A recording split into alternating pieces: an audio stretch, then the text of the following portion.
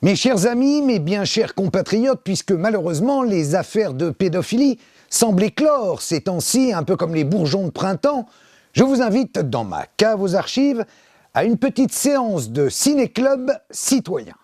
Nous allons voir ou revoir ensemble Zandvoort, le fichier de la honte, un film que j'ai eu la chance de co-signer avec Serge Garde. L'histoire du plus grand réseau pédophile jamais découvert et bien entendu, à ce jour, jamais jugé. J'en profite pour vous signaler la sortie en poche de Disparu, si ce genre d'affaires vous intéresse. Maintenant, on regarde. Aujourd'hui, nous sommes à Bruxelles, sur la Grand Place, en Belgique, où en 1998 va démarrer une affaire absolument sordide, dont aujourd'hui encore, on n'a pas le fin mot. Une affaire particulièrement douloureuse, puisqu'il s'agit de sévices sexuels infligés à des enfants, le tout filmé en vidéo et diffusé dans un CD-ROM, appelé le CD-ROM de Zandvoort. Le journaliste qui a sorti le scoop en 2000, dans l'Humanité, Serge Garde, a accepté de rouvrir pour nous ce dossier, qui, vous allez le voir, est particulièrement troublant.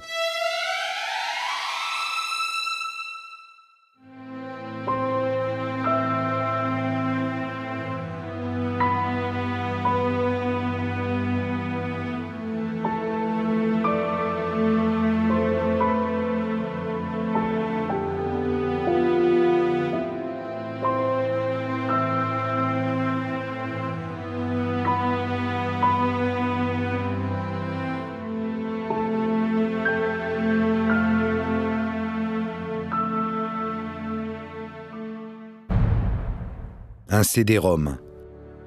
Des enfants violés, torturés. Des images qu'on aurait préféré ne jamais voir. On en recense plus de 8000 sur un seul CD-ROM. Des photos abominables. Elles sont extraites des ordinateurs d'un Allemand, Gerrit Ulrich, qui habitait à Zandvoort, en Hollande. 8000 photos qu'il commercialisait discrètement sur Internet. Peu après cette découverte, Gerrit Ulrich est assassiné en Italie. L'homme qui a récupéré le CD-ROM de Zandvoort s'appelle Marcel Vervlossem, un citoyen belge à la tête d'une petite association. Nous sommes devant la prison de Turnhout, à quelques kilomètres d'Anvers, en Belgique, là où Marcel Vervlossem est en prison actuellement. Il purge une peine de 3 ans et demi de prison pour des viols commis sur des mineurs. C'est lui qui a récupéré le fameux CD-ROM de Zandvoort. Alors, Marcel Vervlossem, héros ou salaud? Et que cache cette affaire de CD-ROM?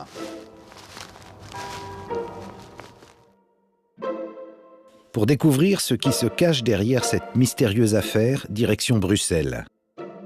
Nous arrivons au siège de l'association Morkoven, que préside Marcel Vervlossem. Une association belge sans but lucratif, du nom d'une petite ville près d'Anvers. Active depuis les années 80, l'association est engagée dans les problèmes de maltraitance et de disparition d'enfants. Ses responsables disent lutter contre les réseaux pédocriminels. Comment Marcel Vervlossem a-t-il récupéré le CD-ROM? Qui est cet homme? Ce n'est pas un flic, ce n'est pas non plus un privé. Impossible de le faire entrer dans les cases habituelles. Il est complètement atypique. Enfant, il a connu la misère et la maltraitance dans des institutions. Ça, il n'a jamais pu l'oublier. Marcel est un trublion, un provocateur. Avec un incroyable culot, il n'hésite pas à interpeller les pédocriminels qu'il a cherchés parfois pendant des mois. Il les file, les photographie, ne les lâche jamais. On peut comprendre que Marcel Vervlossem soit très vite devenu gênant, d'autant qu'à chaque fois, il apporte des preuves. Il révèle une réalité effrayante. Des gens qui travaillent à la réalisation d'un catalogue d'enfants, en lien avec des studios de photographie spécialisés dans la pornographie. Derrière des disparitions d'enfants se profile la réalité d'un réseau et d'étranges protections, et la commercialisation d'images de viol d'enfants. On voit dans tous nos dossiers que c'est une branche de la criminalité ordinaire. C'est une branche plus risquée qui rapporte plus. Plus c'est horrible, le plus ça se vend. Et le plus ça se vend cher. Le soft, c'est 250 €. Le dur, c'est 450 €. C'était dans les prix 98. C'est 450 €.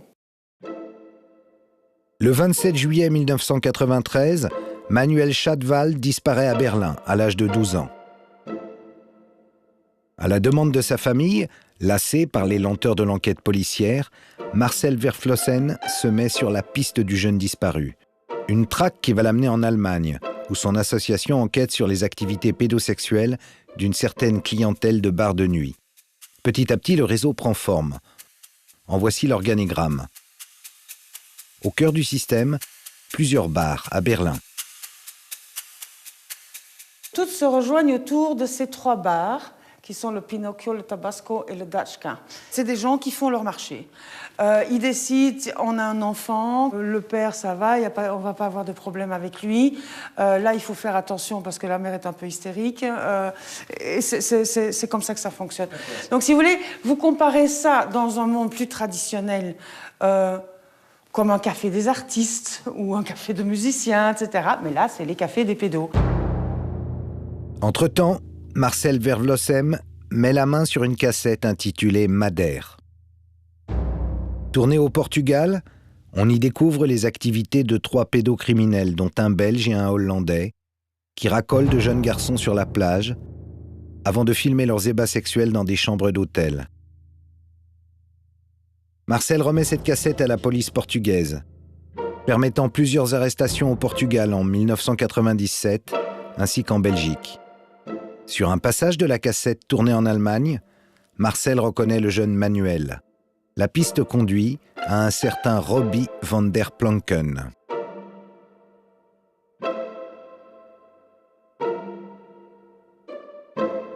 Robbie a été prostitué à 12 ans.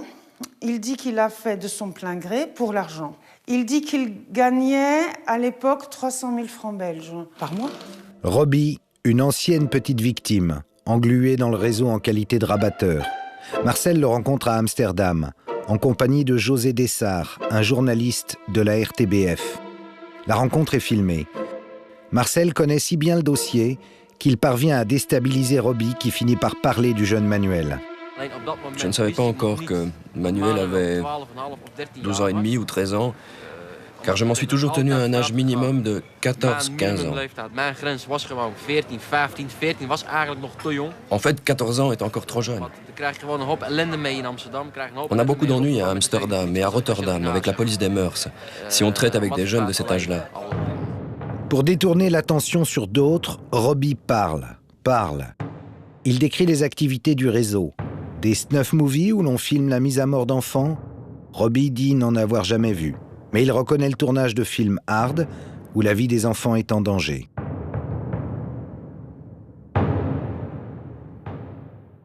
Ces films ne sont pas réalisés s'il n'y a pas de débouché. Ce genre de films, je peux imaginer qu'ils sont vendus à gros prix.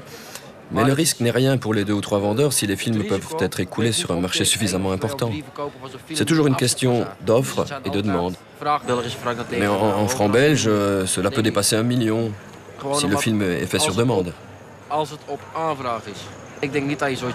ne court pas le risque, je crois, pour 200 ou 300 000 francs.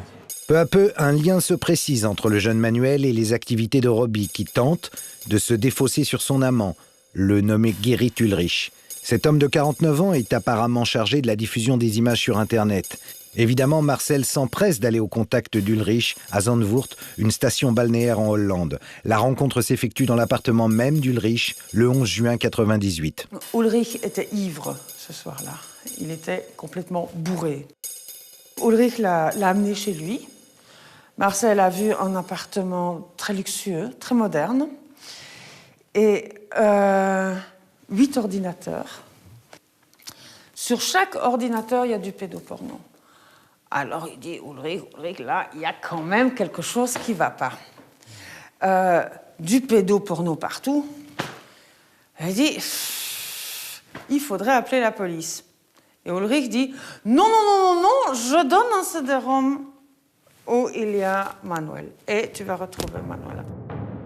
L'appartement d'Ulrich à Zandvoort semble bien être le centre du réseau. Des ordinateurs qui ne sont jamais éteints, de nombreux virements aboutissant sur un compte bancaire, nom de code Apollo, du nom du voilier d'Ulrich, sur lequel on filmait des viols de mineurs. Alors M. Ulrich nous a donné une partie. Et que cela soit bien clair, M. Ulrich ne nous a donné qu'une partie du matériel. Je pense qu'il voulait faire un essai, qu'il voulait nous tester, voir ce que nous allions faire avec ce matériel qu'il nous a donné. Ulrich vient de signer son arrêt de mort. Quand il réalise son erreur, il panique et s'enfuit en France à Lyon, d'où il téléphone à Marcel. Mais ce qui est étrange, c'est que M. Ulrich nous a téléphoné quelques jours plus tard, de Lyon, comme il l'a dit lui-même, pour nous dire où se trouvait sa cachette secrète. Chez Ulrich, à Zandvoort, on retrouve sous le plancher des vêtements d'enfants et des centaines de milliers d'images pédocriminelles sur des CD-ROM. Ulrich, lui, s'enfuit en Italie, où il va être assassiné par Robbie van der Planken. Mon avis personnel est que Ulrich a été éliminé parce que, je le suppose, il n'a pas eu seulement un contact avec nous, mais il a probablement cherché d'autres contacts aussi pour pouvoir quitter le milieu. Marcel ne retrouve pas Manuel sur les CD-ROM. En revanche, il découvre des milliers de photos d'enfants violentés, tableaux de chasse de trafiquants pervers. Photo après photo, une galerie de l'indicible, des viols et des tortures d'enfants, des viols de bébés. Que faire de ces CD-ROM ? Puisqu'il est en Hollande, Marcel Vervlossen va remettre le premier CD-ROM à la police néerlandaise qui va en tirer un fichier de portrait. Puis, il rentre en Belgique et après avoir pris soin d'en faire une copie pour son association, il en remet une autre à la police belge. Marcel espérait que la justice allait enquêter sur ce réseau Zandvoort. Cruelle illusion. Non seulement l'affaire Zandvoort va être enterrée, mais la justice va le harceler et finir par le condamner. Comment expliquer ce retournement de situation ? Au moment où Marcel révèle l'affaire de Zandvoort, triste hasard de calendrier, la Belgique s'enfonce dans une crise profonde. Rappelez-vous, c'était 4 ans avant l'affaire de Zandvoort. Un fait divers qui va devenir un immense scandale au point de déchirer la Belgique et d'ébranler largement ses institutions. Car ce qu'on découvre après l'arrestation de Marc Dutroux est tellement inimaginable que toutes les consciences vont en être traumatisées. Ici en Belgique, bien sûr, mais aussi en France et dans toute l'Europe.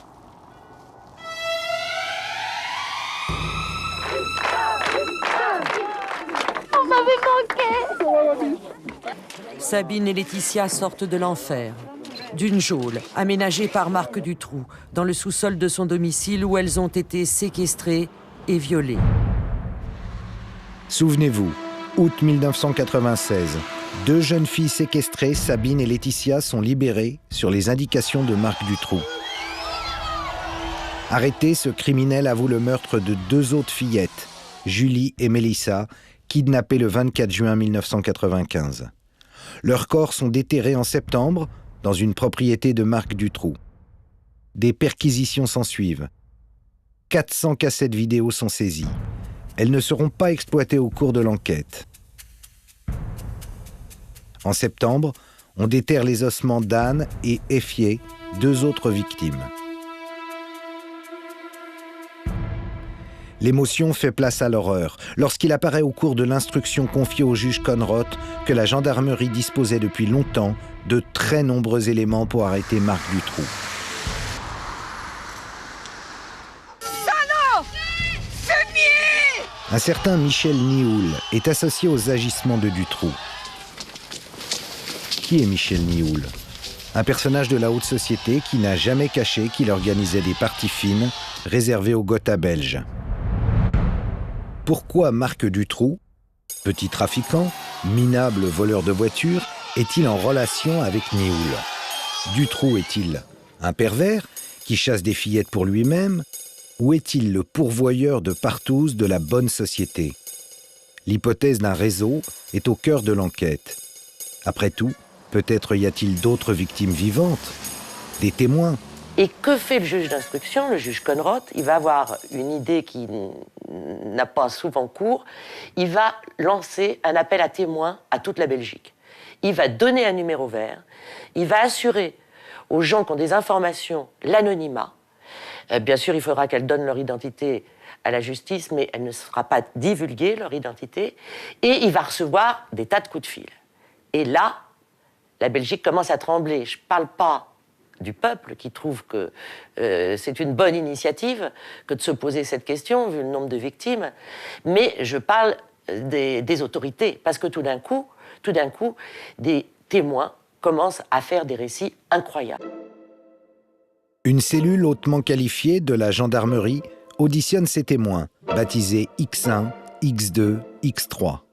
C'est le témoignage d'un de ces témoins, Regina Louf, alias X1, qui va précipiter l'affaire. Cette jeune femme, rescapée d'un réseau de prostitution, acceptera finalement de témoigner à visage découvert devant la caméra de Pascal Justice. J'ai été filmée. Les photos et les films étaient commandés par des gens qui décidaient eux-mêmes du scénario, du genre d'enfant, des mauvais traitements et des tortures qu'ils voulaient voir. Mais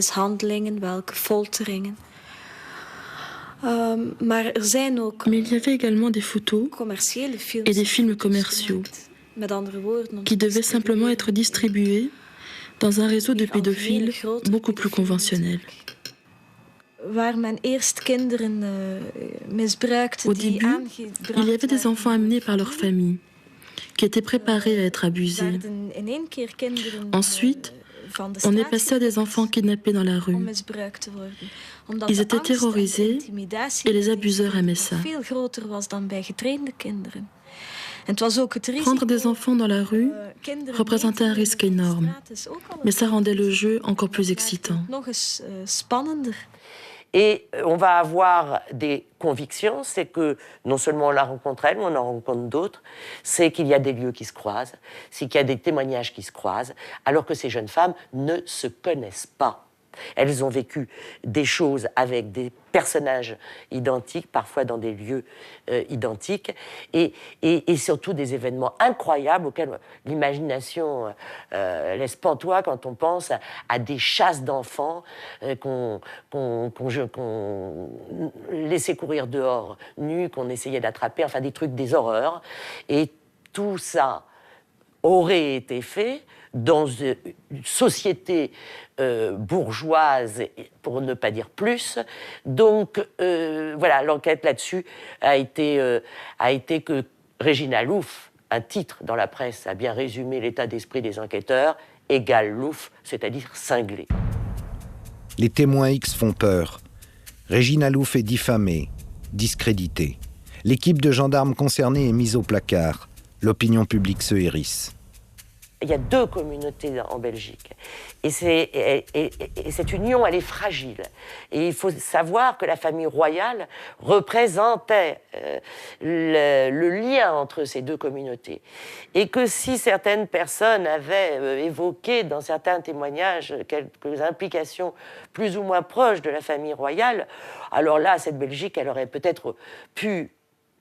J'imagine que le pouvoir a pu s'imaginer mettre à mal l'unité. Il a été question de l'unité de la Belgique dans la période de l'affaire Dutroux. Donc je crois qu'il y a eu une volonté de ne pas chercher au-delà de Dutroux, s'il existait ou non des réseaux, pour des questions de stabilité de l'État. Alors il faut coûte que coûte stopper le juge Conrot. Le premier prétexte fera l'affaire. Justement, le juge est photographié lors d'un dîner de soutien aux victimes de Dutroux. Le juge Conrot est dessaisi, au motif qu'il ne serait pas impartial. Bonjour, la Cour de cassation vient de trancher. Elle ordonne le dessaisissement du juge Conrot, mais c'est important. Le peuple belge en colère descend dans la rue pour protester contre l'éviction du juge Conrot, qu'il considère comme le héros qui a libéré Sabine et Laetitia, le seul qui ose s'attaquer aux puissants.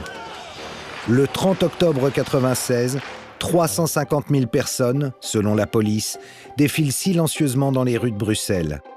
Du jamais vu. Une marche blanche canalisant une colère dans la dignité. Puis, les mois passent. L'affaire Dutroux va être réécrite par un nouveau juge d'instruction, le juge Langlois. Dutroux devient un prédateur solitaire. Les réseaux n'existent pas. Encore faut-il convaincre l'opinion publique. Alors que la presse s'était engouffrée dans l'idée que peut-être derrière il y avait des réseaux, tout d'un coup, la majorité de la presse va se retourner pour dire que non, Dutroux, c'est un pervers solitaire. Il va y avoir deux clans deux clans dans ce pays, ceux qui vont croire au réseau, qu'on va appeler les comploteurs, et puis ceux qui n'y croient pas. Et on les appelle les croyants et les non-croyants. En Belgique, après 1996, qu'on se le dise, il n'y a plus de réseau. Et c'est malheureusement dans cette période que Marcel Vervlossen révèle l'existence du CD-ROM de Zandvoort. Le plus mauvais moment au mauvais endroit. Le dossier Zandvoort est enterré en Belgique, mais voilà qu'il réapparaît en France. Serge, le CD-ROM apparaît en 98 et toi tu en parles le 24 février 2000. Pourquoi attendre ? À l'automne 1999, je suis en Belgique. J'enquête sur ce qui se passe dans l'affaire du Trou. Il y a des choses un peu bizarres. Je veux voir ça d'un peu plus près. Et puis, quelqu'un qui est assez proche de l'enquête me dit « Vous devriez téléphoner à tel numéro, etc. » Je téléphone. Je finis par rencontrer des gens qui me donnent un fichier. Voilà. Un fichier établi à partir d'un CD-ROM. Et c'est comme ça que je découvre. On voit des visages d'enfants. Voilà, on voit des visages d'enfants. C'est un document sérieux, il a été établi par la police hollandaise. Et quand je découvre ça, ma première réaction, c'est qui sont ces enfants ? Et puis, qu'est-ce qu'on fait pour les retrouver ? S'ils sont là, c'est qu'ils sont en danger, parce que ce sont des portraits qui sont tirés d'images de viol, d'images de violences sexuelles sur des enfants. S'agit-il d'une manipulation ? En novembre 1999, Serge Garde est en possession du fichier papier. Il se méfie et veut absolument vérifier que les photos du fichier papier de la police hollandaise correspondent bien au CD-ROM de Zandvoort. Des vérifications qui vont durer 3 mois. Une fois la filiation établie entre le CD-ROM et le fichier papier, arrive enfin le moment crucial de la publication. Est-ce que tu subis des pressions quand tu proposes à l'Humanité, qui est ton journal à l'époque, de sortir l'enquête ? Non. Non. Je suis soutenu par la rédaction en chef. Je dirais que là où il y a eu un problème, c'est comment illustrer l'article. C'est qu'il n'était pas question de publier des photos.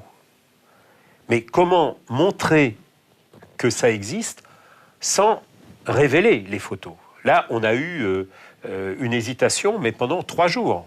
Et alors ? Avant de trouver une solution. Après, c'est Joël Lumien, un photographe, qui a mis toutes les images du fichier sur un mur et qui en a fait une photo avec un effet de perspective. Et brusquement, on réalise combien... Voit l'ampleur du... 472 photos, comme ça. Le 24 février 2000, l'Humanité fait sa une sur le dossier de la honte et publie ses révélations. 3 pages entières. Comment trouver les mots pour transmettre l'indignation, la colère sur des visages insoutenables. Toutes les radios, toutes les télés s'émeuvent. Puis, le soufflet médiatique retombe. C'est un sujet qu'on n'aime pas. On n'aime pas traiter. Voilà, parce que on ne sait pas où ça va mener, donc tout devient plus urgent par rapport à ça, quoi. C'est alors qu'une pigiste propose au Figaro de reprendre l'enquête. Pour Laurence Beneux, l'affaire de pédocriminalité est indiscutable. Les photos existent, elle aussi les a vues. Les 6 et 7 avril 2000, le Figaro fait sa une sur le problème que posent les réseaux pédocriminels et lui consacre 2 pages. C'était une espèce de matérialisation qu'il existe une criminalité organisée autour de la pédocriminalité, enfin, qui s'en prend aux enfants. Et notamment, avec tout cet aspect photographie. Donc, d'un seul coup, c'était des milliers de photos où des crimes se donnaient à voir. On pouvait en parler comme ça, mais là, d'un seul coup, ça devenait concret. Les images sont abominables. Parler du viol d'un bébé, ça paraît... C'est inconcevable. D'un seul coup, on le voit. C'est-à-dire qu'on est obligé de se dire ça existe. Il y a des gens qui violent des bébés. Si on n'a pas vu ça, on ne peut pas l'imaginer. Une petite fille qui avait une lèvre explosée. On voyait, elle avait le visage qui avait été massacré, ça se voyait. C'est-à-dire, elle saignait, elle pleurait. Et c'était le côté incroyablement malsain d'avoir gardé cette image. Ça montrait, il y a des gens, là où on voyait qu'il y a des gens qui prennent plaisir, en fait, à voir la souffrance d'enfants. Là, on parle même plus seulement de perversion sexuelle, on parle d'une perversion sadique. L'Humanité, plus le Figaro, c'est inhabituel, et ça commence à faire beaucoup. Alors le 12 avril 2000, quelques jours après la publication du Figaro, la ministre de la Justice, Elisabeth Guigou, intervient en direct dans le journal télévisé de France 3.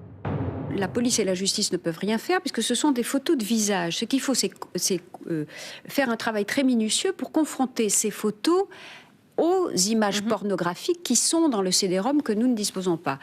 La justice a demandé, y compris aux journalistes qui ont des informations, qui peuvent posséder ce CD-ROM, qui peuvent posséder d'autres fichiers de photos, de les communiquer à la justice.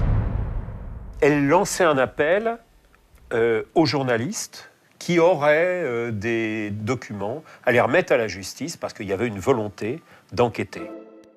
Elisabeth Guigou admet donc que son ministère dispose du fichier photographique. D'ailleurs, Interpol en a une copie. Mais sans le CD-ROM, ajoute-t-elle, nous ne pouvons rien faire. Alors pourquoi la chancellerie ne le réclame-t-elle pas à la justice hollandaise?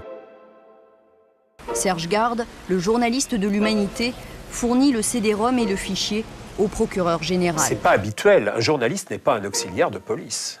Seulement, je suis journaliste, je suis citoyen, je suis aussi père de famille, et je sais que les documents du CD-ROM peuvent permettre de sauver des enfants. Dès le départ, je sais que l'affaire va être enterrée.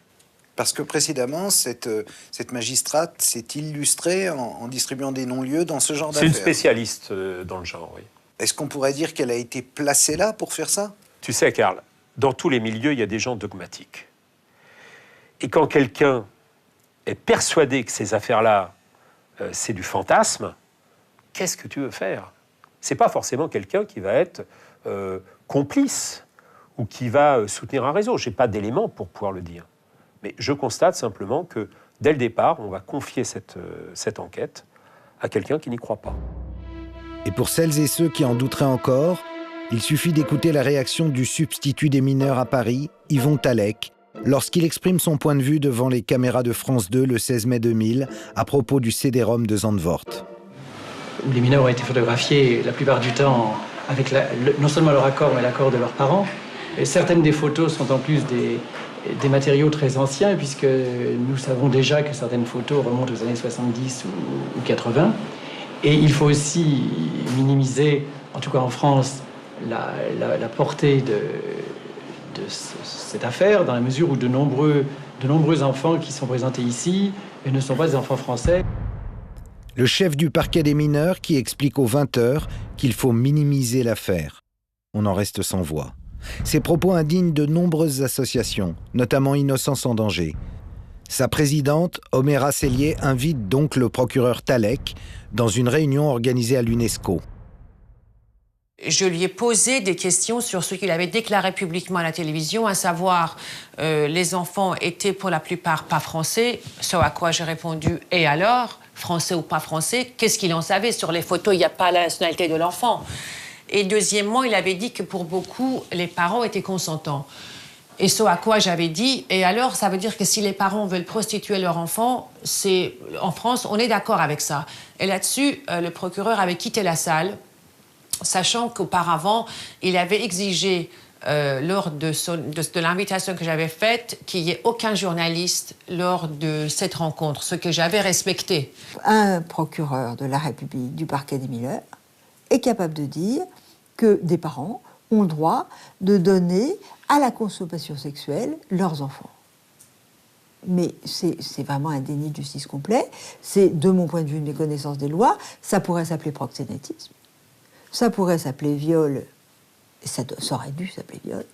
Et que je sache, un enfant qui subissait des choses telles qu'on envoyait dans ce DVD, c'était impossible de penser qu'il était consentant. Le plus incroyable, c'est que le CD-ROM sans lequel, soi-disant, on ne pouvait pas enquêter, la justice le détenait 1 an avant que la presse n'en révèle son existence. Marcel Vervlosen avait envoyé, recommandé le CD-ROM au président de la République, Jacques Chirac. Et Jacques Chirac, très logiquement, normalement, il avait renvoyé le CD-ROM, il l'avait fait suivre place Vendôme à la Chancellerie. Et c'était en 99, un an avant que je sorte mon enquête. Donc la justice française est parfaitement au courant de l'existence du CD-ROM, le possède et s'est assis dessus et n'en a rien fait. Voilà, et tout le monde fait semblant de découvrir. Grand reporter à France 3, Pascal Justice approche la garde des Sceaux pour la mettre devant le fait accompli. Mon caméraman va la filmer, je vais lui dire « Vous avez prétendu que vous n'aviez pas ces documents et que vous vouliez les voir. Or, vous les avez depuis un an. Regardez, ce document le prouve. » Et évidemment, à ce moment-là, elle est complètement surprise et elle nie, et elle va faire son meeting. J'attends tranquillement. Son service de presse va venir me contacter le midi. Il va y avoir des coups de fil avec la Chancellerie et nous allons faire une interview tout de suite après, genre il faut que toute la vérité soit dite. Bien sûr, qu'est-ce que vont dire les autorités autres qu'on veut que toute la vérité soit faite sur des faits qui horripilent tant le public. Quand on a une photo de pédopornographie sous les yeux, on est en train de voir un enfant qui se fait violer ou torturer par un adulte. Et au-delà de l'aspect image, on devrait se dire mais il faut absolument retrouver cet enfant pour le tirer de là. Il faut absolument qu'on trouve les adultes qui sont derrière ça, parce que ce sont des gens qui sont dangereux. Parce que là, on voit une victime, et puis parce qu'il y en a d'autres. Parce qu'ils font un commerce qui est absolument horrible. La justice a pourtant les moyens d'enquêter. Les journalistes ont remis, outre le CD-ROM, des agendas, des listings d'adresses liés au réseau de Guérit-Ulrich. On y trouve des dizaines de contacts personnels, des références bancaires, des comptes joints en France, en Hollande, en Belgique, dans de nombreux pays de l'Est, en Grande-Bretagne, aux États-Unis et même à la Banque mondiale.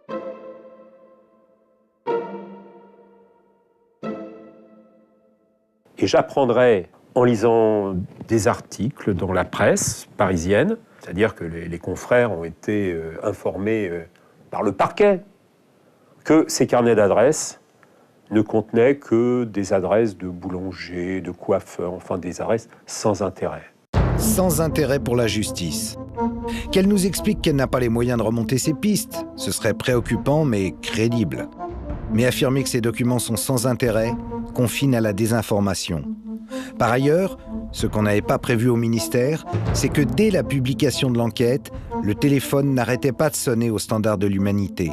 Les journalistes ont reçu des centaines de personnes qui souhaitaient venir consulter le fichier. Évidemment, je n'ai pas compté, je ne m'attendais pas à un tel raz-de-marée, mais c'est peut-être 150, 200 personnes qui sont venues au journal pour voir le fichier parce qu'ils avaient des craintes, parce que il y en a qui sont venus des États-Unis, de Floride. Brusquement, on voyait à quel point il y avait une réelle inquiétude et que ça concernait énormément de monde. Donc, à la fois, on espérait des reconnaissances et en même temps, on les redoutait parce que faut mesurer ce que c'est quand vous avez des parents, une mère qui brusquement met son doigt sur une photo en disant « c'est mon fils ». Voilà. Et c'est arrivé. C'est arrivé une première fois, et puis ensuite une deuxième fois, et puis après, c'était... Toutes les personnes qui demandent à voir le fichier de Zandvoort sont inquiètes à propos d'enfants soit disparus, soit présumés victimes de violences sexuelles. Plusieurs dossiers judiciaires sont ouverts. Toutes ces personnes sont en quête de vérité, comme ce pédiatre. Un troublant témoignage.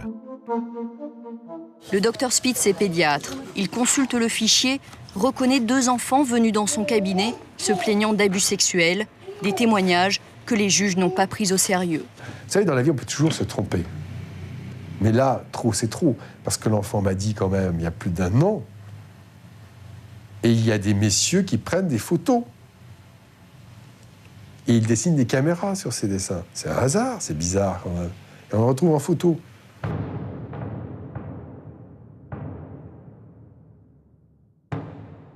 Alors que fait la justice ?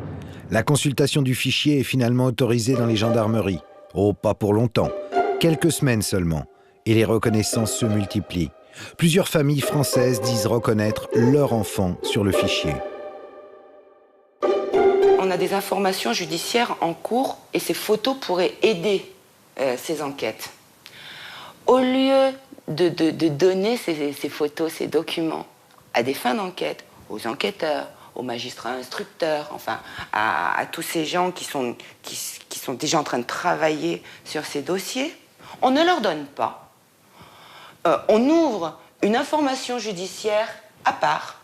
Toutes les enquêtes particulières déjà ouvertes sont noyées dans le dossier Zandvoort qui devient hypertrophié.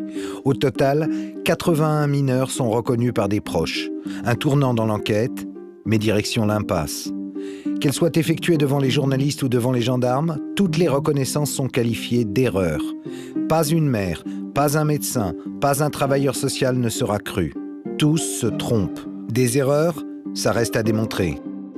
On dit à la mère, ça ne peut pas être votre enfant, parce que cet enfant-là, c'est un enfant qui a été identifié en Hollande, qui s'appelle Björn Nischkamp. Le problème, c'est que moi, après, je pars en Hollande, donc, et la personne que j'ai rencontrée était une des personnes qui dirigeait ce pôle d'enquête. Donc, il connaissait très bien le dossier. Et il savait, et il me dit, dans les documents de Zandvoort, il n'y avait pas de photo de Björn Nischkamp. Donc quand on disait à la mère de l'enfant français, ça ne peut pas être votre enfant parce que c'est une photo d'un autre enfant qu'on connaît déjà, ce n'était pas vrai. C'est une concentration incroyable de sosie. Voilà ce que la justice a voulu faire passer dans l'opinion publique. Tout le monde se trompe, sauf la juge d'instruction qui dit « ce sont des sosies ». Elle reconnaît son enfant sur 2 photos. Elle dit c'est lui, là. Sur les 25 photos de la série, il n'y en a que 23 qui ont été expertisées. Donc on lui disait que c'était pas son enfant. Elle disait pas le contraire. Elle avait jamais dit que son enfant était l'enfant qui était sur ces 23 photos. Elle en avait reconnu 2 autres. Ces 2 autres-là n'ont pas été expertisés. Elle a donc demandé une contre-expertise pour rectifier l'erreur. Oui, mais on lui a refusé la contre-expertise. D'abord, la justice se saisit parce qu'elle est obligée de se saisir. C'est-à-dire qu'il y a un tel mouvement populaire, il y a une telle incompréhension que forcément, ils sont obligés de se saisir. Ils ne pouvaient pas ne pas dire « on va s'en occuper, on va vérifier ». Ils étaient obligés. Et puis très très vite, même tellement vite qu'on se dit « mais ils n'ont pas eu le temps de vérifier quoi que ce soit », ou alors ils font du travail très très inhabituel, parce qu'on avait quand même cette habitude lourde de la lenteur, de la pesanteur, de la difficulté de la justice dans ces affaires-là. Vous pensez que la justice traîne? Vous vous trompez. L'affaire a éclaté en France en 2000 donc. Un an plus tard, 81 mineurs sont reconnus par leurs proches. En 2003, la juge d'instruction rend une ordonnance de non-lieu. Dans ce non-lieu, il y a 81 personnes qui ont dit « je connais cet enfant-là ». Il y en a qui font l'objet d'une ligne, d'une seule ligne, c'est-à-dire qu'il n'y a même pas eu d'enquête, d'une seule ligne. Et à ces 81 personnes, à un moment, on a dit il y a non-lieu. C'est 81 non-lieux dans un seul. Du point de vue du droit, c'est extraordinaire.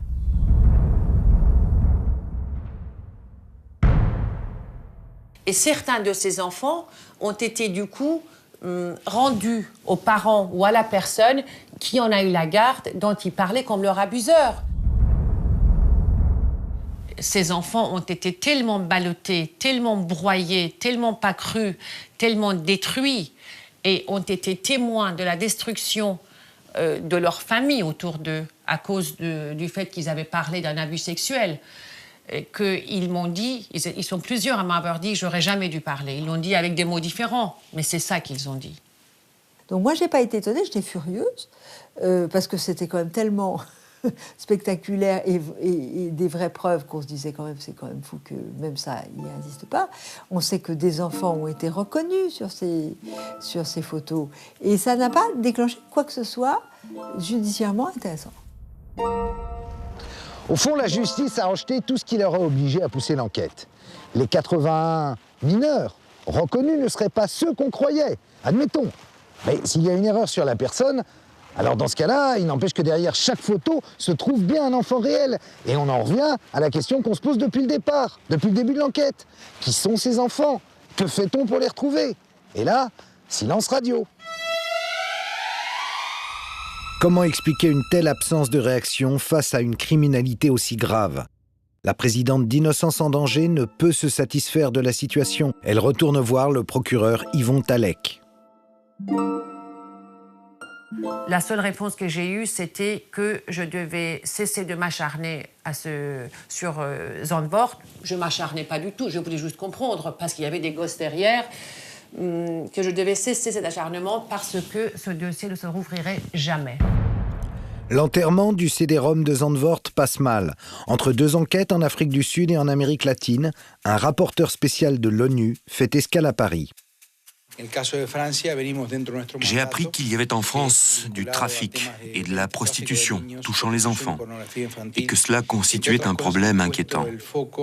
Il y a eu aussi des plaintes et des dénonciations précises de mères qui se disent poursuivies par des groupes pouvant être assimilés à des mafias ou à des loges organisant la pornographie infantile. Dans son rapport, Juan Miguel Petit pointe des questions préoccupantes. Le refus d'envisager l'existence de réseaux. La brigade des mineurs a émis des doutes quant à l'existence de réseaux pornographiques impliquant des enfants. On doute donc, tout en reconnaissant les protections dont bénéficient certaines personnes impliquées dans ces activités.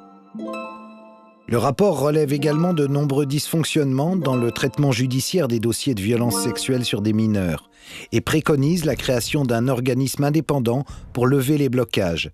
Cette proposition urgente, selon l'ONU, n'a jamais connu le moindre début d'application. À la direction centrale de la police judiciaire, on ne partage pas l'inquiétude du rapporteur de l'ONU. Cette histoire de réseau criminel, c'est vraiment c'est le fantasme par excellence des journalistes, des associations, de ce qu'on veut. Mais le fait est que, il y en a peut-être, en tout cas, on n'a jamais démantelé en France. Jamais démantelé en France. Le commissaire a la mémoire courte. Dans l'émotion soulevée par l'affaire Dutroux, 3 réseaux français ont été démantelés en quelques mois. Toro Bravo, réseau franco-colombien découvert en 96, 67 personnes impliquées. L'opération Achille en 97, qui permet 48 interpellations. Et le vaste coup de filet Ado 71, lancé dans toute la France à partir de la Saône-et-Loire, qui aboutit à 209 mises en examen. Puis, l'affaire Dutroux étant recadrée en Belgique, brusquement, plus aucun réseau en France. Tout dépend ce qu'on entend par réseau pédophile, c'est une question de définition. Un réseau criminel, en matière de stupéfiants, ça n'a pas le même sens, à mon avis en tout cas, qu'un réseau d'internautes pédophiles. Ce qu'on rencontre, nous, sur la toile, ce sont des internautes qui vont se connaître par le biais du net. Alors, il peut y en avoir un à Lille, un à Marseille, un à Paris, un à Strasbourg, qui ne se connaissent pas autrement que par le net, et qui vont trouver des points d'intérêt communs, qui est donc leur déviance pédophile, s'échanger des images. On en est là, dans ces réseaux français, entre guillemets, qui vont déborder aussi largement les frontières de l'Hexagone. En termes de production, nous n'avons pas actuellement, en dehors de quelques sites que je qualifierais d'artisanaux, nous n'avons pas en France de réseaux criminels qui vont enlever des enfants, les soumettre à des abus sexuels, filmer ou photographier et ensuite diffuser ça sur Internet. On n'en a pas en France, on n'en a pas dans la plupart des autres pays européens, excepté tous les pays de l'ancien bloc de l'Est. En résumé, les réseaux pédocriminels n'existent pas, puisqu'ils ne ressemblent pas au réseau de Cosa Nostra. Mais qui a prétendu que les réseaux pédocriminels devaient ressembler aux réseaux mafieux classiques ? Finalement, on ne risque pas de trouver ce qu'on ne cherche pas. Et pourquoi chercherait-on ce qui n'existe pas, puisque c'est un fantasme ? Ce qui est frappant, c'est que de l'aveu même de la police, c'est qu'il n'existe en France aucun chiffre, aucune étude concernant la pédocriminalité. En France, il n'y a pas d'étude qui ait pu être établie sur les bénéfices illégaux, illicites, tirés par les producteurs d'images qui mettent ça en ligne. Les seuls chiffres qu'on a sont des chiffres américains qui évaluent ces bénéfices criminels à plusieurs milliards de dollars.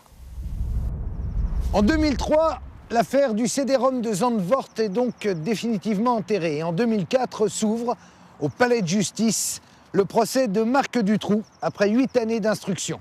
Quel sort la justice belge va-t-elle réserver à son ennemi public numéro 1? Suspense. Enfin, suspense cousu de fil blanc.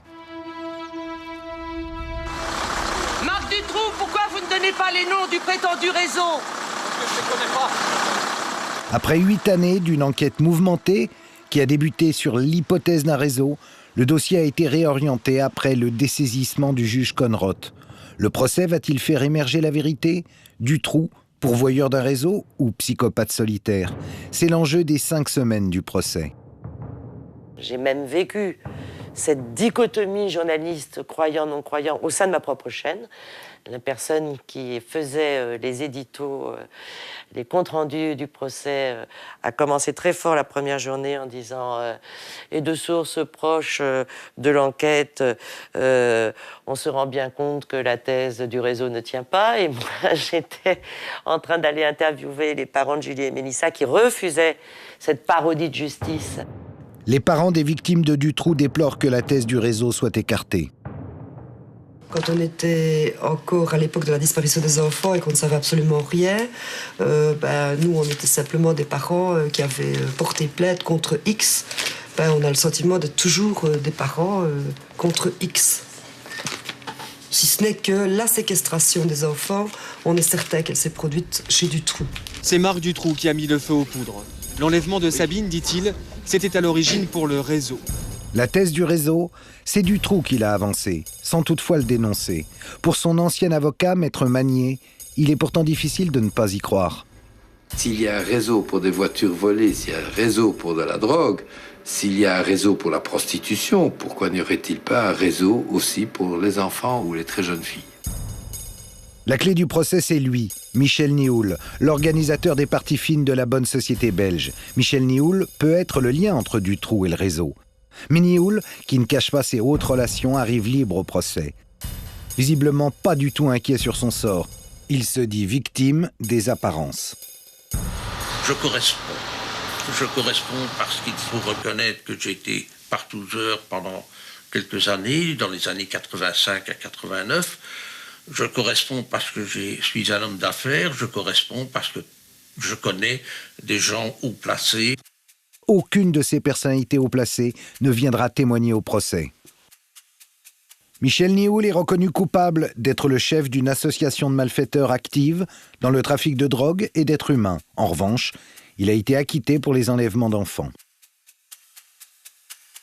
Le kidnapping d'enfants, la séquestration d'enfants, le viol d'enfants et l'assassinat d'enfants, c'est à mon avis les accusations les plus lourdes que peut supporter un être humain. Et de cela, il est définitivement lavé. Les réseaux, ça n'existe plus. La vérité judiciaire est intervenue.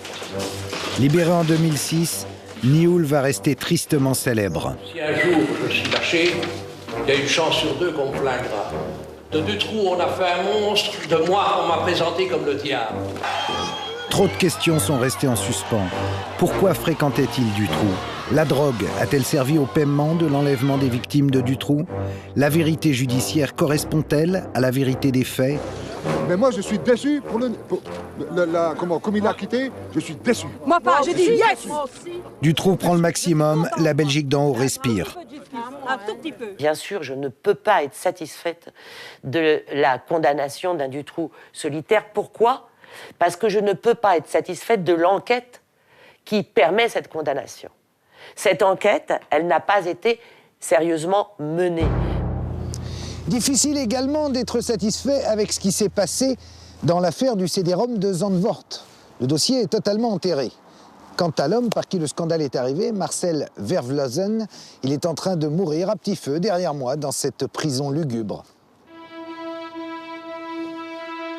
Alors qu'il a dénoncé plusieurs réseaux et permis l'arrestation de pédocriminels, à l'âge de 55 ans, c'est lui, Marcel Vervlozen, qui se retrouve condamné à 3 ans et demi de prison par la Cour d'appel d'Anvers en février 2008 pour des viols d'enfants et, ironie de l'histoire, détention d'images pornographiques.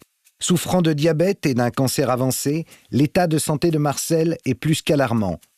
La justice belge lui interdit tout contact avec la presse. Mais il peut passer quelques coups de fil à son association. Nous avons la chance d'être là au moment d'un de ses appels depuis sa prison. Allô Marcel, tu penses que tu payes ton combat sur le dossier Zandvoort. C'est à cause de Zandvoort que tu as tous ces ennuis? Oui, c'est le dossier Zandvoort. La justice belge a peur, n'est pas investiguée, n'est pas tracer les abuseurs, etc., etc., etc. Et c'est représailles moi. Là, ce soir, au moment où nous parlons, est-ce que ta vie est en danger? Moi, c'est 5 opérations ici. Et mon cœur, c'est cancre, c'est leucémie, les nerfs, etc., etc., etc. Et voilà, c'est fini. C'est fini ici. Le ministre de la Justice belge a refusé de répondre à nos questions. Il a refusé de libérer pour raison médicale Marcel. Un point qu'il est important de rappeler, Marcel n'a jamais avoué les crimes qu'on lui reproche. Il a toujours clamé son innocence. Il a eu des accusations assez absurdes. Par exemple, une des personnes l'a accusé de l'avoir violée le jour de son anniversaire de ses 15 ans.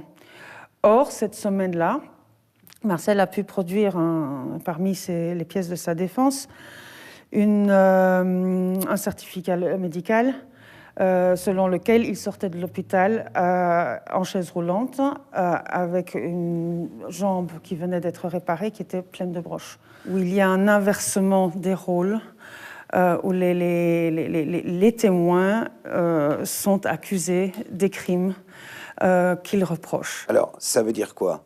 Ça veut dire que c'était un menteur ou que tout a été inventé, ou alors qu'il est tombé dans un piège? Marcel Vervlozen a été condamné pour plusieurs viols de mineurs. Si les faits sont avérés, les 3 ans de prison sont insuffisants. En dessous de 3 ans de prison, il n'y a pas de prison effective. Il n'y a pas de prison ferme. Il y a une peine de substitution. Donc, il s'agissait bien de mettre Marcel Vervlozen en prison pour l'éliminer. Donc tu penses que Marcel a été condamné parce qu'il dérangeait? C'est ma conviction. Et cette conviction, je la base sur un document. C'est une lettre que l'un de ses accusateurs a signée avec le tampon du bourgmestre, où il reconnaît avoir porté des fausses accusations et d'avoir été payé pour accuser Marcel Vervlozen. On essaie de le faire passer pour un pédophile? Ah bon? Marcel Vervlozen aurait accumulé autant d'images pédophiles qu'il a essayé de remettre aux polices du monde entier pour son plaisir personnel. Dites donc, il est sacrément habile, hein, cet homme-là, si c'est un perverse.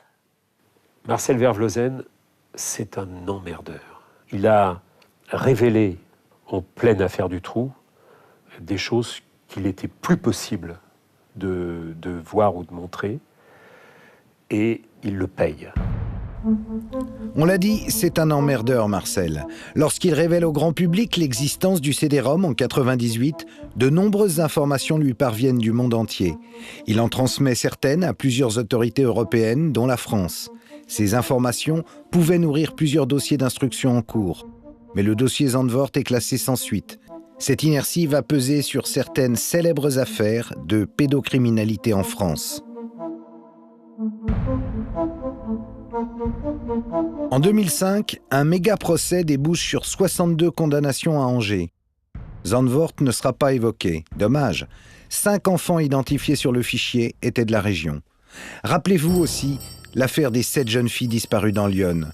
7 jeunes filles confiées à la DAS. Et l'enquête, enterrée pendant 20 ans, malgré l'acharnement du gendarme Jambert, cruellement isolée. Comment expliquer que 2 des disparus aient pu être reconnus sur le fichier de Zandvoort?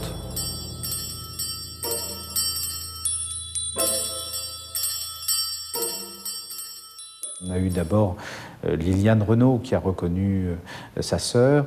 Liliane est une jeune femme très fragile, très touchée par l'histoire, mais elle a eu d'une certaine manière un flash, reconnu sa sœur de profil. Et puis ensuite, Francine Lemoine a reconnu sa mère. Elle était toute petite quand sa mère a disparu. Et une autre personne de la famille Lemoine a reconnu également la mère de Francine Lemoine. Donc ça faisait beaucoup de reconnaissance, d'une certaine manière, comme si ces jeunes femmes qui avaient disparu il y a longtemps renaissaient au travers de ces photos avec une sorte d'espoir. Puisqu'elles étaient dans un fichier, puisqu'elles étaient dans un CD-ROM quelque part, on pouvait espérer qu'on pourrait les retrouver. La comparaison entre les photos des disparus de Lyon et celle du fichier de Zandvoort est troublante, surtout celle de Bernadette. Les gendarmes ont dit qu'il s'agissait plutôt de garçons que de filles, et donc il y avait eu très certainement une erreur d'identification des familles. Encore une fois, comme toujours, l'enquête est orientée vers un seul suspect, Émile Louis, un chauffeur de car qui connaissait les victimes. Émile Louis avoue, puis se rétracte. Mais un faisceau d'indices l'accable. Si les photos des 2 disparus apparaissent sur le fichier de la police hollandaise, la thèse du pervers solitaire est sacrément fragilisée. La piste de Zandvoort, écartée. Prédateur solitaire. Émile Louis est jugé et définitivement condamné. Comme Dutroux.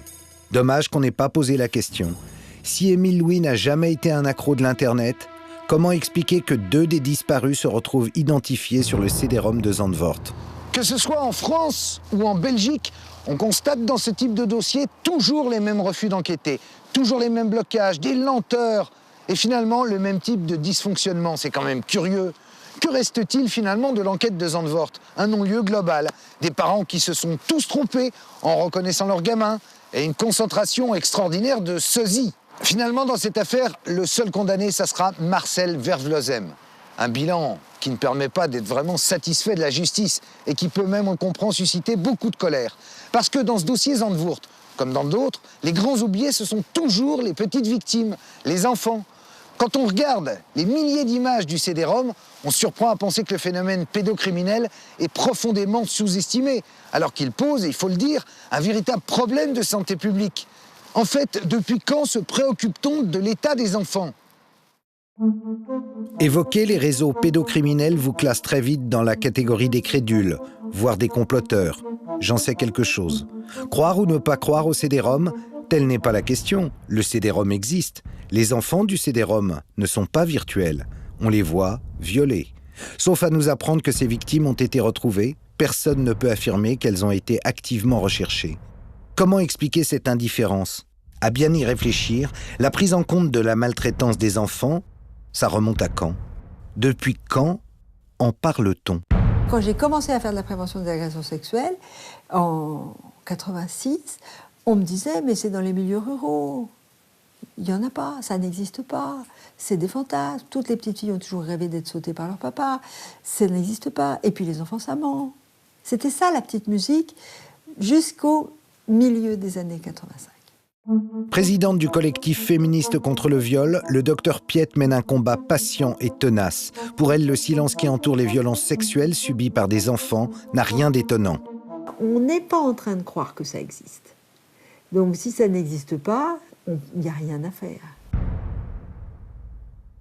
C'est plus sortir, je dirais, de la guimauve qu'on a tous les humains dans la tête, où on a envie d'être gentil avec les petits-enfants et de penser qu'avec les petits-enfants, on ne fait que des choses agréables et sympathiques.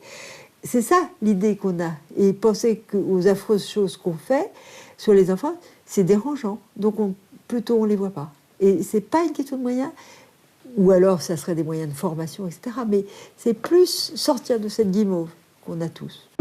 C'est au cours d'une visite dans une classe que Jean-Pierre Alexandre, inspecteur de l'Éducation nationale, découvre la gravité d'une situation qui lui avait complètement échappé.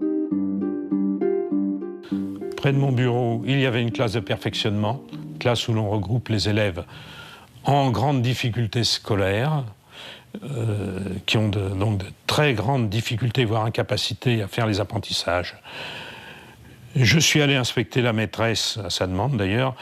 Nous avons constaté, en examinant les dossiers, qu'il y avait de façon certaine, sur 12 enfants, 4 enfants qui avaient été victimes d'abus sexuels caractérisés. 4 sur 12, ça fait 30%. Ça a été un choc pour moi, et je pense que ça a été le point de départ essentiel de toute ma réflexion.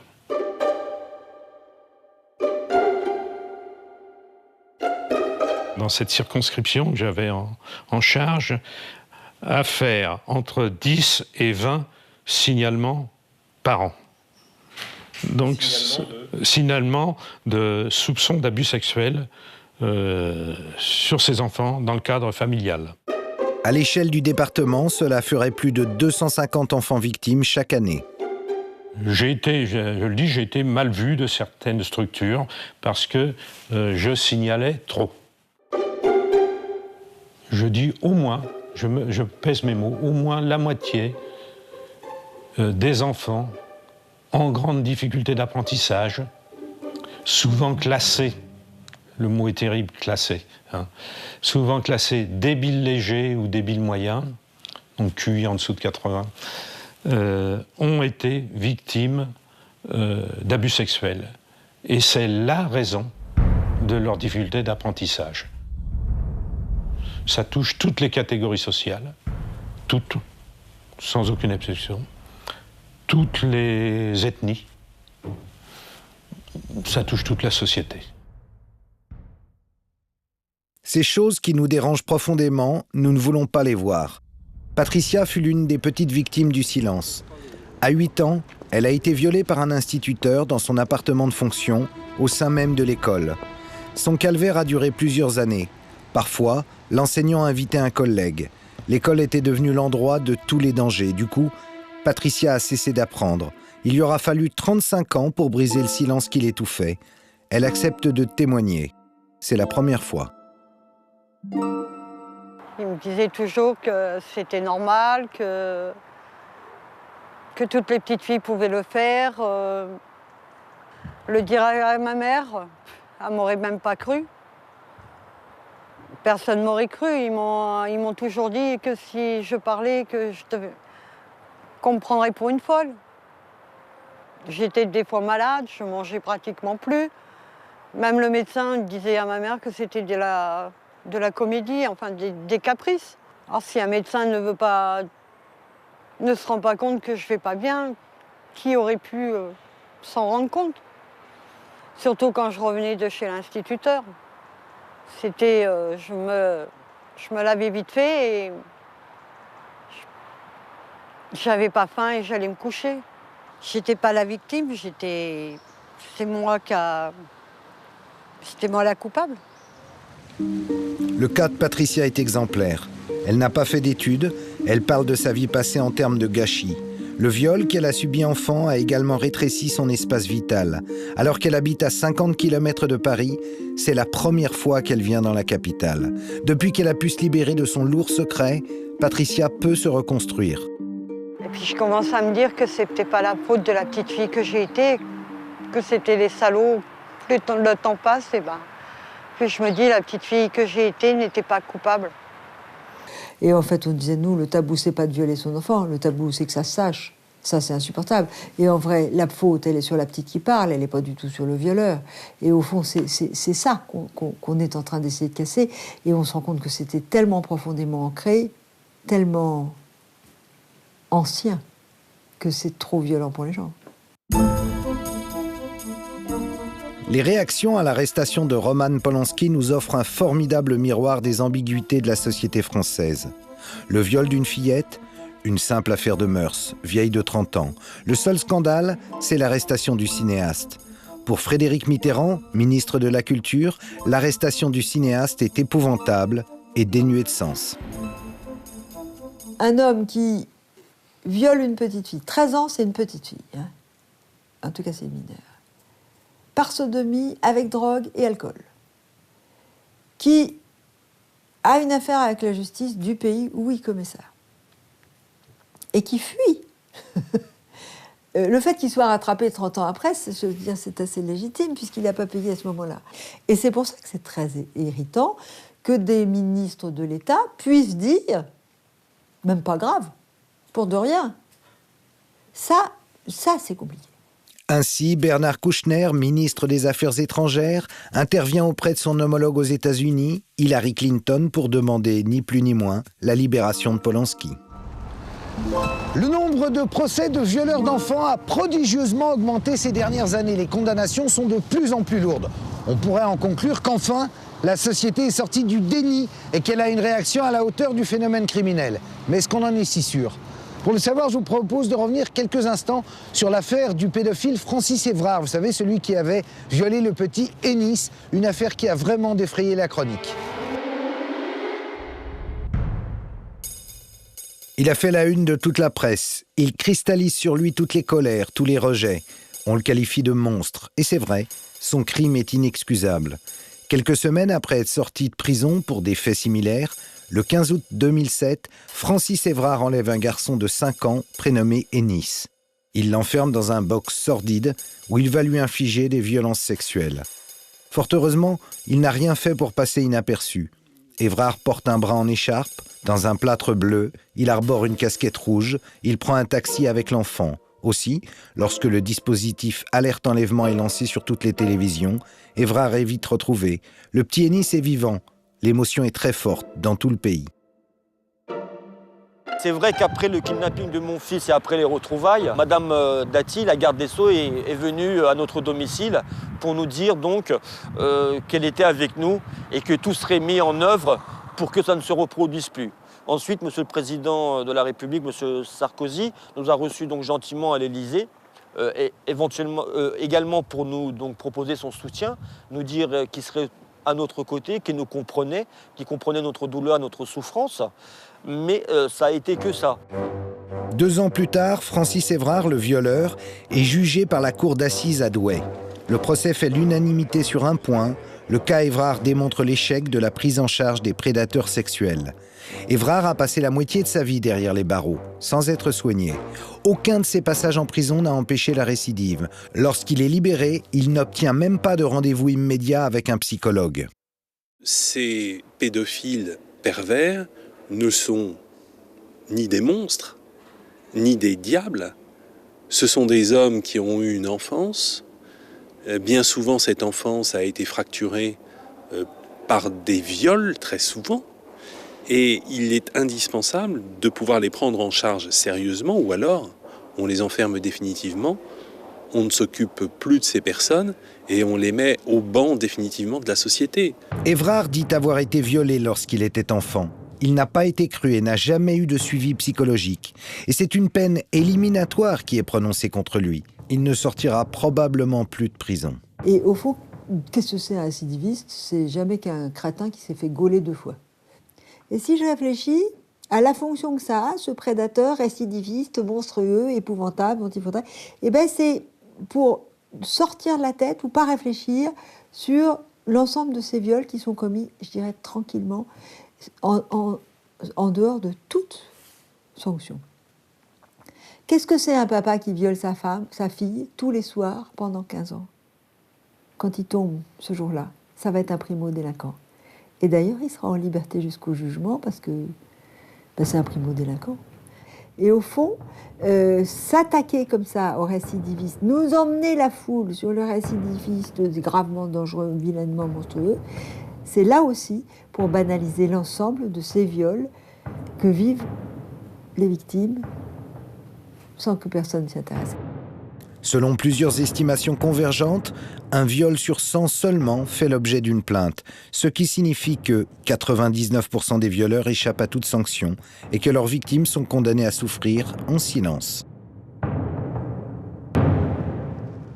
Combien sont-elles les victimes condamnées au silence? On est saisi de vertige quand on pense à l'immensité du problème et à la solitude de ces anciennes victimes. Pour la première fois aujourd'hui, un homme a décidé de témoigner face caméra, à visage découvert. Cet homme a été violé quand il était enfant et aujourd'hui, il nous décrit son attirance pour les petites filles. Badr Eddine ne veut plus vivre prisonnier du silence et de sa peur de passer à l'acte. Il se souvient précisément du jour où il a découvert son désir pour les fillettes. C'était chez ses parents, il avait 17 ans. Il y avait une amie de mes petites sœurs, je dirais 3-4 ans, je dirais même plutôt 3 ans. Et puis bon, la situation était comme elle était d'habitude, sauf que ce jour-là, à un moment donné, j'ai ressenti une très forte attirance à un moment donné pour cette petite fille et que j'ai été obligé de qualifier en moi-même, pour moi-même, d'attirance sexuelle. Il n'y avait pas de doute là-dessus. C'est exactement comme si un immeuble m'était tombé sur la tête. Il y a eu un changement radical, ça a été... c'est comme si j'avais été foudroyé Et il y a eu un moment, quelques secondes, ou peut-être un peu plus, je ne savais plus qui j'étais, je ne savais plus où j'étais, je ne savais plus mon nom ni rien, j'étais totalement perdu. Et donc ça a été extrêmement violent pour moi sur l'instant, et j'ai absolument pas compris ce qui s'est passé. Et après cette grande violence, il y a eu un moment de calme où j'étais perdu, je ne savais plus du tout comment faire. Puis j'ai compris, c'est-à-dire j'ai compris ce qui s'était passé, et je me suis dit, qu'est-ce qui vient de m'arriver, quoi. Voilà, exactement, qu'est-ce qui vient de m'arriver. S'il n'est jamais passé à l'acte, il a connu l'angoisse de céder à ses pulsions. Pendant 13 ans, il s'est cloîtré dans le silence. Lorsque j'ai voulu exprimer publiquement ça, trouver de l'aide, chercher du secours, j'ai eu des réactions qui m'ont assez interloqué. Je n'ai pas bien compris. Enfin, il y a eu un malentendu entre les personnes auxquelles je me suis adressé et mon désir à moi de faire connaître publiquement mon combat. Aucun médecin, aucun travailleur social n'a su répondre à sa demande. S'il avait violé une enfant, là, il y aurait eu une réponse connue. La prison, le lynchage médiatique. Une réponse éliminatoire qui ne règle aucun problème sur le fond. Je trouve qu'il y a dans la presse française le souci évidemment de publier de façon très large toutes les affaires sensationnelles qui font réagir viscéralement. Mais il faut dire, parce que c'est quelque chose qui est une réalité, qu'il y a beaucoup de personnes qui sont attirées par les enfants et qui sont abstinentes. Le docteur Stoléru est le premier scientifique chargé d'une recherche médicale en France sur la pédosexualité. Il nous apporte une confirmation. Il y a d'innombrables Badr Eddine qu'on ne veut pas voir. Badr Eddine, lui, pense détenir une solution en choisissant de ne plus se cacher. Le fait que dans mon quartier, toutes les personnes sachent que je suis sexuellement attiré par les petites filles, ça ne fait pas de moi quelqu'un qui devient un paria, quelqu'un qu'il faut montrer du doigt en disant « Regardez, c'est ce pervers qui... Oui, ça, c'est le pédophile. » Non, c'est exactement le contraire. Ça veut dire que tous les enfants, toutes les petites filles de mon quartier vont être protégées. Non pas uniquement grâce à moi et au combat que je mène pour ne pas en arriver à violer un enfant, à agresser un enfant, mais aussi parce que toutes les personnes qui ont en charge un enfant le sauront. Et donc pourront gérer cette situation en même temps que moi. Badr Eddine a-t-il mesuré les risques en se plaçant sous le regard de ses voisins? Nous avons voulu flouter son visage, mais il a tenu à témoigner à visage découvert. Il a fait un immense travail sur lui-même en solitaire. Il raconte son combat dans un livre qu'il a auto-édité. Il s'appuie sur sa foi chrétienne pour tenir. Pour un Badr Eddine qui a privilégié une thérapie personnelle, combien d'autres pédosexuels sont en recherche d'une aide thérapeutique? Il est faux d'affirmer qu'en ce domaine, on a tout essayé et que rien ne marche. C'est même exactement le contraire. Il y a énormément de travaux sur la sexualité, sur les modèles de rongeurs, par exemple. Beaucoup. Mais dès qu'il s'agit d'humains, même pour une sexualité tout à fait, je dirais, hétérosexuelle entre adultes, ça pose déjà beaucoup de questions, beaucoup de problèmes. Alors quand il s'agit d'étudier le phénomène comme celui de la pédophilie, les choses sont encore plus difficiles. Effrayant. Jusqu'à ces dernières années, les étudiants en médecine ne recevaient aucune formation spécifique. Comment alors les médecins pourraient-ils déceler des violences sexuelles et aider les personnes en proie à ce type de fantasme? Je n'ai jamais eu de cours sur la pédophilie. Et au cours de mon internat ou de mon clinica, je n'ai jamais eu l'occasion de recevoir un patient pédophile, tout simplement. D'où le combat du docteur Stoléru pour la création d'un centre pour accueillir les patients, un lieu de recherche et de formation pour les professionnels. C'est en 2009 seulement que l'INSERM a financé la première étude scientifique sur la pédosexualité, une expérience menée par le docteur Stoléru et ses collaborateurs sur des volontaires soumis à un traitement associant la prise de médicaments à un suivi psychologique. Le sujet nous dit, cliniquement, je ne ressens plus d'attirance sexuelle pour les enfants et, sur un plan socio-professionnel, j'ai réussi à bien mieux m'intégrer, à trouver une activité professionnelle où je me sens beaucoup plus épanoui que je n'étais. Malgré des résultats prometteurs, que croyez-vous qu'il arriva? l'expérience a été interrompue, faute de patients, alors que des centaines de pédocriminels sortent chaque année de prison avec une obligation de soins. Même si l'administration pénitentiaire refuse de jouer le jeu, il était possible de recruter des patients grâce à la télévision, comme cela a été fait en Allemagne avec ce clip.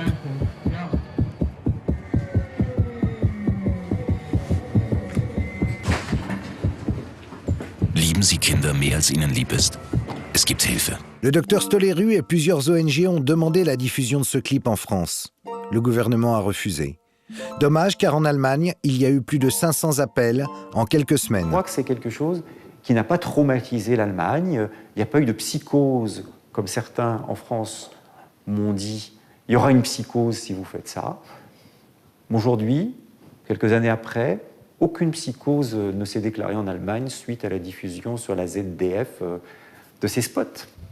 Ne pas aider les pédosexuels est lourd de conséquences. S'il y a bien une chose qui est claire, après des années et des années de recherche internationale sur ces questions, c'est que dans environ, on va dire, 50% des cas d'agresseurs sexuels, on retrouve dans leurs antécédents le fait d'avoir eux-mêmes été victimes d'agressions sexuelles.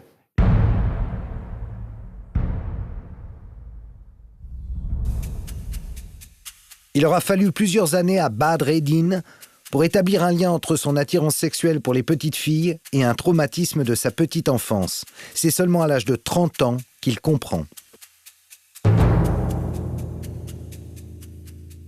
J'ai compris que j'avais été violé par un membre de ma famille. Voilà.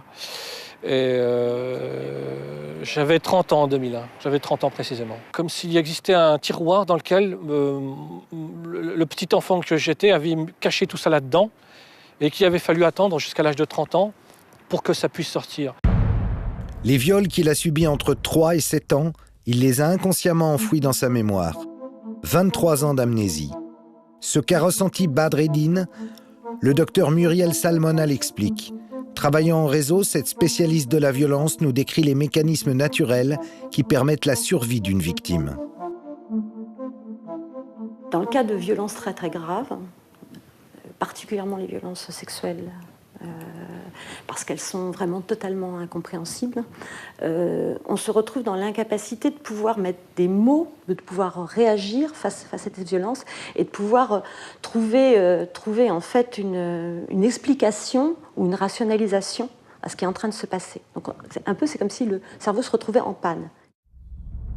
Pour aider à faire face à un danger, le cerveau donne l'ordre de sécréter des hormones de stress, l'adrénaline, le cortisol. Notre cœur bat plus vite, notre vigilance est stimulée. Nous sommes plus performants pour trouver une solution. Chez la victime d'un viol, surtout lorsqu'il s'agit d'un enfant, le danger est incompréhensible, absolu. La sécrétion des hormones de stress s'amplifie. Mais là, ce sont des drogues dures. Juste avant l'overdose mortelle, le cerveau fait tout disjoncter et envoie de la morphine naturelle, les endorphines. Et soudain, la peur, la souffrance disparaissent. Ça donne vraiment l'impression d'être spectateur de la situation. C'est ce que décrivent les victimes, particulièrement de viol. C'est qu'elles voient ce qui se passe comme si ce n'était pas elles qui étaient attaquées, qui vivaient les violences, mais comme si elles étaient spectatrices de ces violences. Ça ne les concerne plus, puisqu'elles ne ressentent plus rien. La souffrance a peut-être disparu, mais elle reste intacte, enfouie, prête à rejaillir. Autrement dit, la victime porte en elle une véritable bombe à retardement, susceptible de la replonger à tout instant dans la souffrance du viol. Toute situation étant en lien avec les violences est susceptible de rallumer cette mémoire traumatique. Donc ça peut être une date, ça peut être un lieu, ça peut être une sensation, ça peut être voir une violence qui va rallumer cette mémoire traumatique et qui va faire revivre dans l'événement en l'état. C'est-à-dire qu'on le revit comme on était au moment du traumatisme. Quand vous êtes dans une situation où vous revivez les violences, que vous êtes dans un état de stress, d'effroi, de tension, l'impression que vous allez mourir, que c'est en train d'imploser à l'intérieur de vous, si ça disjoncte, on attend que la disjonction. Si la disjonction ne vient pas, il faut la faire venir. Faire disparaître l'atroce souffrance. Comment trouver un raccourci pour arriver à la disjonction ? se mettre en danger par des conduites à risque, drogue, alcool. D'autres retournent la violence sur leur entourage, allant jusqu'à agresser des enfants.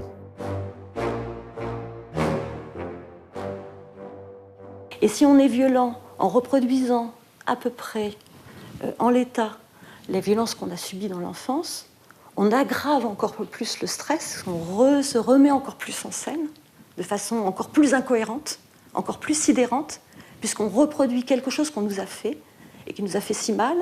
Je veux dire, on est encore plus dans l'incohérence, donc encore plus dans la sidération. Autrement dit, si l'on veut prévenir les prédateurs de demain, les Évrards de l'an 2020, il est primordial de prendre en charge les petites victimes d'aujourd'hui, de les écouter. Or, en France, rien n'est fait pour elles.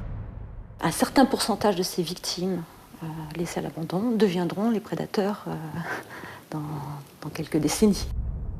L'affaire de Zandvoort a révélé une situation désastreuse. Face à une pédocriminalité boostée par l'Internet, la justice fonctionne mal quand elle ne dysfonctionne pas. Les médecins n'ont pas été formés, les enseignants non plus. On ne finance pas les études et les programmes qui permettraient de mieux connaître ce phénomène criminel. Quelques scientifiques se battent avec pugnacité dans la quasi-indifférence des pouvoirs publics. Il n'y a pas d'argent pour ce combat. La France est dramatiquement en retard sur d'autres pays comme la Grande-Bretagne, le Canada, l'Allemagne. Et c'est justement en Allemagne que nous allons aller maintenant pour suivre une conférence internationale contre le phénomène de la pédocriminalité. Berlin, été 2009. Des spécialistes du monde entier viennent présenter leurs travaux dans cette conférence organisée par le gouvernement fédéral avec Innocence en danger, une ONG internationale. Lors d'une séance, la secrétaire d'État à la famille, Nadine Morano, fait une courte apparition, le temps de déclaration d'ordre général, qui n'était pas sans intérêt d'ailleurs. Il ne faut jamais oublier qu'à travers ces images pédopornographiques, il y a des enfants qui sont des victimes, et où que ces enfants se trouvent, nous avons la nécessité de les protéger. C'est un devoir des adultes. Quitte à s'inspirer de ce qui se passe outre-Rhin, Nadine Morano pourrait proposer en France des opérations telle que celle qui a été baptisée Mikado, lancée en 2006 par la justice allemande. Pour la première fois, la justice et les opérateurs de cartes de crédit ont coopéré en organisant un filtrage ciblé de 22 millions de cartes de crédit, ce qui a permis l'interpellation de 322 personnes soupçonnées d'être inscrites sur un site pédocriminel. Les perquisitions ont permis de saisir des milliers de documents. Un suspect sur 10 avait déjà un casier judiciaire éloquent. Pour cela, il fallait qu'il identifie les personnes qui avaient payé cette exacte somme de 57,65 € à une certaine banque avec un nom de passe spécial. Donc c'était très codé. Il y avait 5 critères, c'est-à-dire on ne pouvait pas se tromper. Sur les 22 millions de personnes qui détenaient des cartes de crédit de ces 14 compagnies, 322 ont été identifiés. À Berlin, on n'en est plus à ergoter sur l'existence réelle ou supposée des réseaux pédocriminels. On est dans le combat concret. Venu de Suède, Lars Löf attire notre attention sur les évolutions de la cyberpédocriminalité. Ce que l'on voit, c'est que de plus en plus de ces productions d'images sont réalisées dans un cadre domestique. Ces images sont tournées dans des maisons particulières. Les enfants sont visiblement abusés dans la chambre ou dans le salon de quelqu'un. Ils sont de plus en plus jeunes sur les images, ce qui est très troublant et rend l'identification plus difficile. Parfois, ce sont même des bébés. L'américaine Sharon Cooper est considérée comme l'une des sommités dans la lutte contre la pédocriminalité. Le constat qu'elle fait est édifiant. We have operation after operations that reflect this information. Operation Cathedral, Operation Hamlet. Chacune des opérations confirme nos informations. Il y a l'opération Cathédrale, l'opération Hamlet et Apollo aux États-Unis. Continuellement, il y a de 10 à 45 personnes connectées en même temps tout autour du monde, qui discutent et échangent des informations sur Internet. Dans la plupart des cas, les abus s'effectuent en direct, diffusés par les webcams. Il y a les abuseurs, des membres de la famille et ceux qui prennent du plaisir à regarder. Tous constituent un réseau. Fini l'époque des pédocriminels solitaires qui vendaient sous le manteau les photos ou les films 8 mm de viol d'enfants pour financer leur perversion.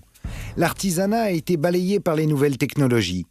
Aujourd'hui, un viol commis à domicile ou entre amis peut être commercialisé et visionné de l'autre côté de la planète. Avant, il y avait une victime, un abuseur. Les enfants avaient un secret, c'est qu'ils avaient été sexuellement abusés.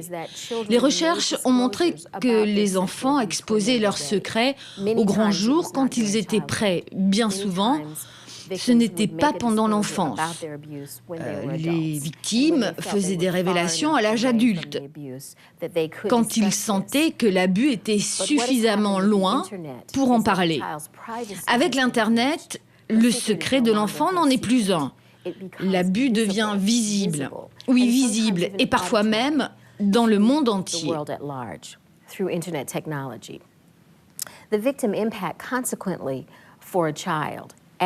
Les conséquences pour les victimes, pour un enfant, quand il grandit, il se sent continuellement une victime. Et à chaque fois qu'une personne télécharge une image ou une vidéo de son viol, cet enfant redevient à nouveau une victime. En France, contrairement à ce qu'on entend parfois, la parole de l'enfant n'a jamais été sacralisée. Bien au contraire. Il n'existe d'ailleurs pas de statut de victime. En revanche, aux États-Unis, on indemnise les victimes à chaque téléchargement de leurs images. Au début, le montant s'élevait à $50 000, mais récemment, les tribunaux se prononcent plutôt autour de $200 000 par victime. Par conséquent, si une image d'une victime a été téléchargée par 400 personnes, comme c'était le cas dans une affaire récente que nous avons traitée, alors cet enfant a la possibilité de poursuivre pénalement ces 400 personnes pour être dédommagé dans le but de faciliter sa réhabilitation sociale.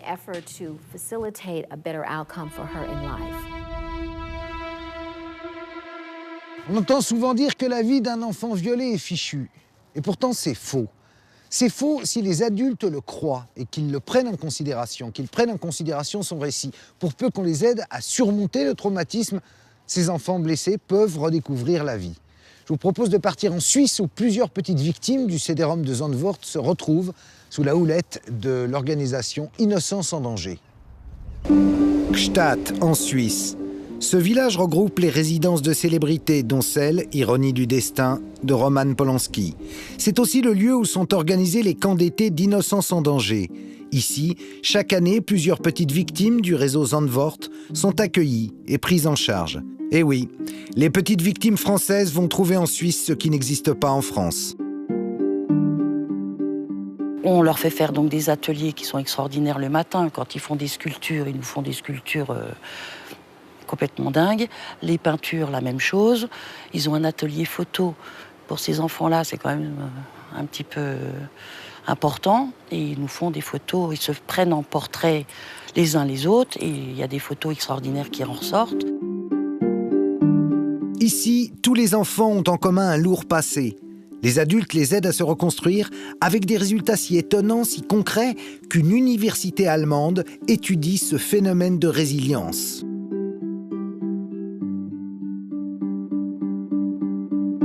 Lorsque, il y a 3-4 ans, ils sont venus pour la première fois, c'était des enfants qui avaient des problèmes scolaires, des problèmes de communication, des problèmes énormes de concentration, des problèmes de confiance. Rien que le fait que quelqu'un les aide à mettre une veste ou lasser une chaussure est difficile à se mélanger aux autres. Aujourd'hui, je ne peux absolument pas faire la différence entre ces enfants et les enfants qui n'ont pas d'histoire. Au terme de cette enquête, on voudrait tous sortir de la guimauve ambiante, comme le soulignait le docteur Piette. Mais la guimauve, nos voisins européens semblent décidés à en sortir plus vite que nous. Pourtant, il suffirait d'une volonté politique pour que les choses s'améliorent. Pour en revenir à l'affaire qui nous a emmenés jusque-là, l'affaire de Zandvoort, peut-on se satisfaire de voir les CD-ROM enfermés dans une armoire?